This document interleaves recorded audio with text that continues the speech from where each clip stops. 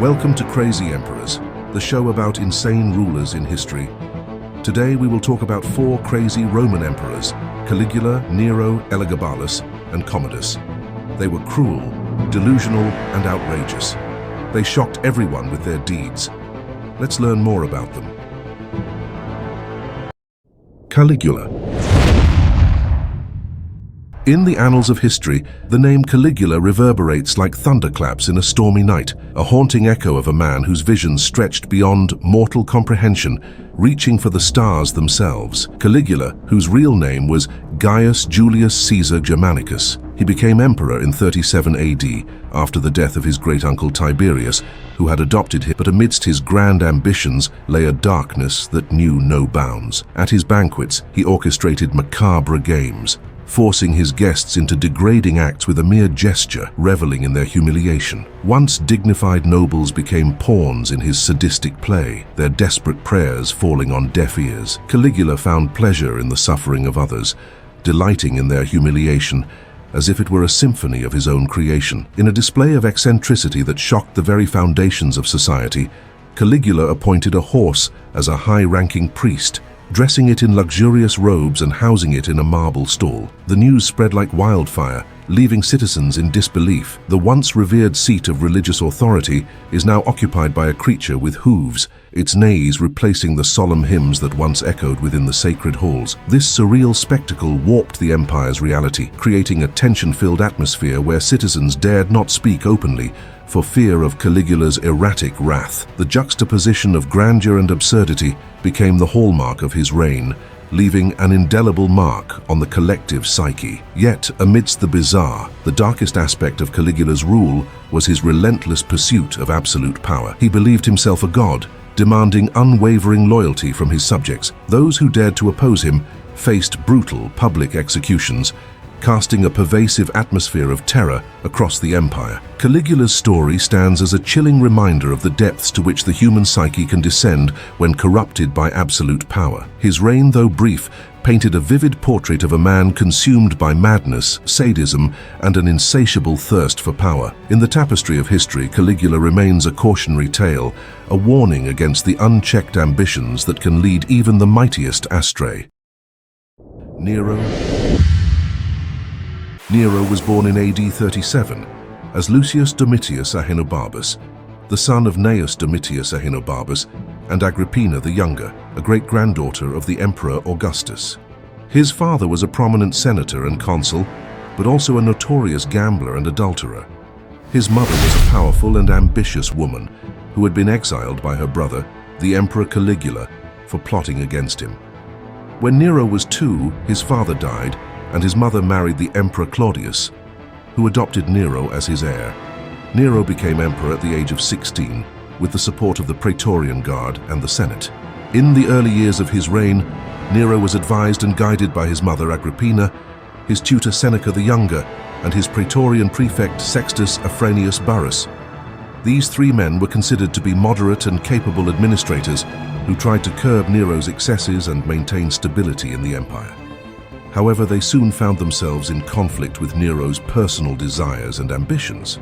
Nero's power struggle with his mother was eventually resolved when he had her murdered in AD 59. The official reason for her death was that she had conspired against him with a group of senators and freedmen. However, the real motive was that Nero wanted to get rid of her influence and interference in his affairs. He also resented her for favoring his stepbrother Britannicus as a potential rival. Nero's murder of his mother shocked many Romans, who saw it as a violation of natural law and divine order. Some historians have suggested that this act marked the beginning of Nero's decline into madness and tyranny. Nero's reign was marked by both achievements and atrocities. On the positive side, Nero made some practical contributions to Rome's governance, focusing on diplomacy, trade, and culture. He maintained good relations with most of the provinces and allies of Rome, especially in the east. He also expanded the empire by annexing Armenia and parts of Parthia. He ordered the construction of amphitheaters, such as the Colosseum in Rome and the Neronia in Antioch, and promoted athletic games and contests. He also initiated some public works projects, such as building a new palace called the Domus Aurea, Golden House, which covered a large area of central Rome. The palace was designed by the architect Severus and featured lavish gardens, fountains, statues, paintings, mosaics, and even an artificial lake. It also had a huge statue of Nero himself as the sun god Helios. Nero also improved the water supply system by building new aqueducts and repairing old ones.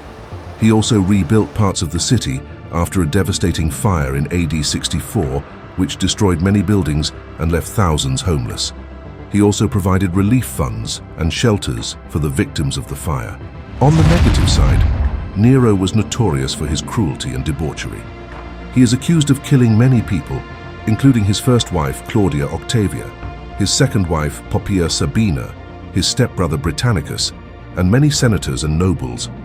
He also persecuted Christians, blaming them for the fire of Rome and subjecting them to brutal tortures and executions. According to some accounts, he had them covered with animal skins and thrown to dogs or crucified along the roads. He also used them as human torches to light up his gardens at night.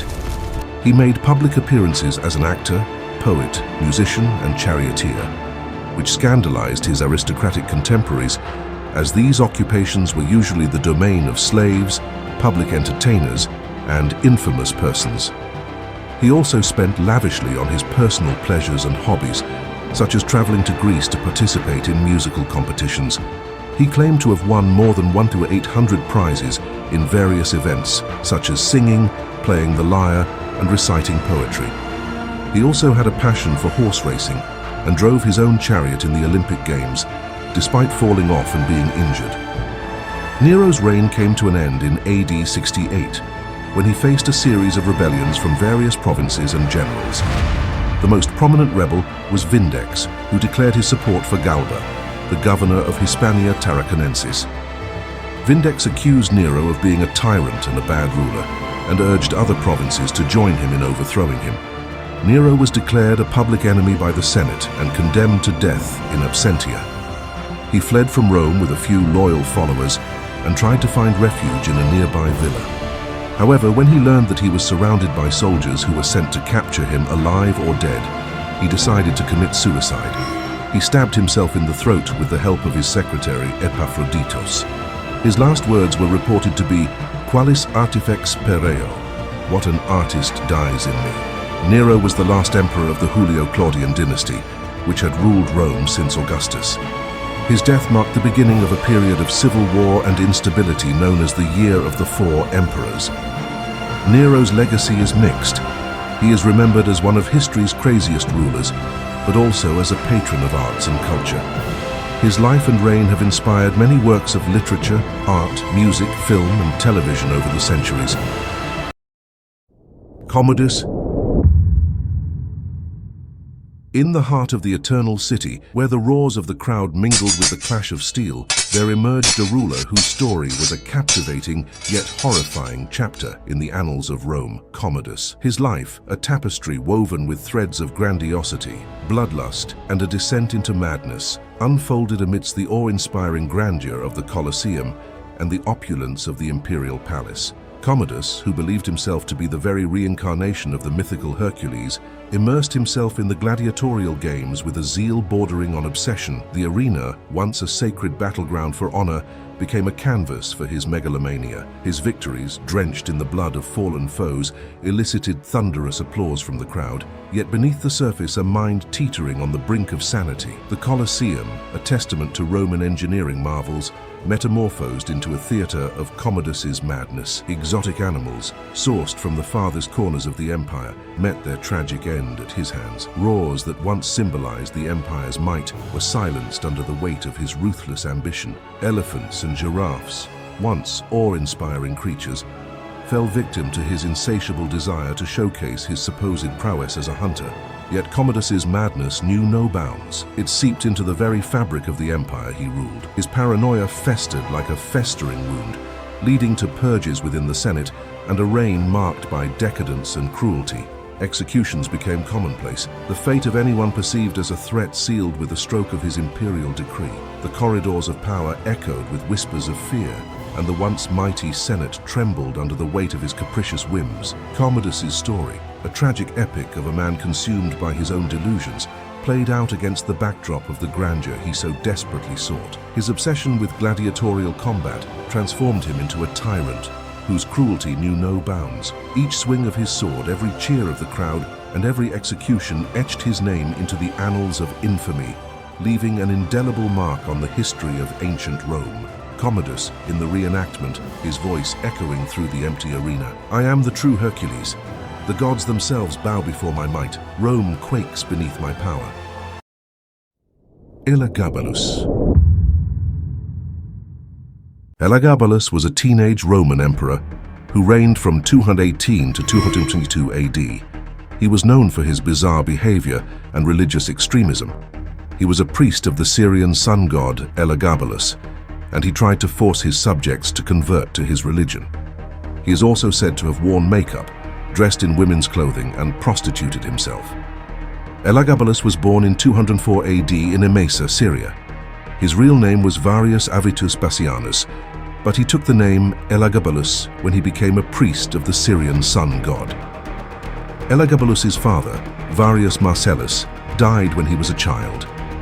His mother, Julia Caesar, was a powerful woman who was related to the Roman Emperor Septimius Severus. In 218 AD, Elagabalus was proclaimed emperor by his troops. He was only 14 years old at the time. Elagabalus immediately began to impose his religious beliefs on his subjects. He built a new temple to Elagabalus in Rome and made it the official religion of the empire. Elagabalus's religious reforms were met with resistance from the Roman people.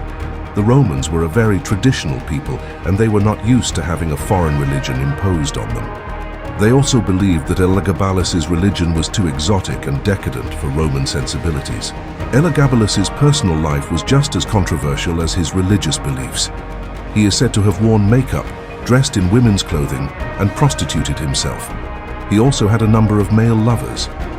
Elagabalus's behavior was shocking to the Romans. They were not used to having an emperor who was so openly flamboyant and sexually promiscuous. They also believed that Elagabalus's behavior was immoral and inappropriate for an emperor. Elagabalus was also known for his lavish spending.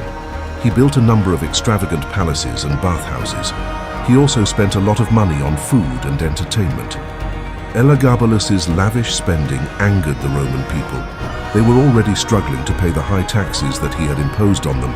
They also believed that Elagabalus was wasting the empire's money on frivolous and unnecessary things. Elagabalus's reign came to an end in 222 AD. He was assassinated by his own Praetorian Guard. His mother, Julia Domna, was also assassinated. There are a number of theories about why Elagabalus was assassinated. Some historians believe that he was assassinated by his Praetorian Guard because they were angry about his lavish spending and his extravagant lifestyle. Others believe that he was assassinated by his mother, Julia Domna, because she feared that he was going to have her executed. Still others believe that he was assassinated by a conspiracy of noblemen who were unhappy with his rule. Elagabalus was one of the most controversial emperors in Roman history. He is remembered for his bizarre behavior, religious extremism, and lavish spending. However, he was also a complex and contradictory figure. He was a brilliant religious scholar and a talented administrator. Despite his short reign, Elagabalus had a significant impact on Roman history. He introduced a number of new religious practices and reforms. He also built a number of important public works projects. Elagabalus's reign also marked a turning point in the history of the Roman Empire. After his assassination, the empire began to decline. This decline was due to a number of factors, including economic problems, political instability, and military defeats.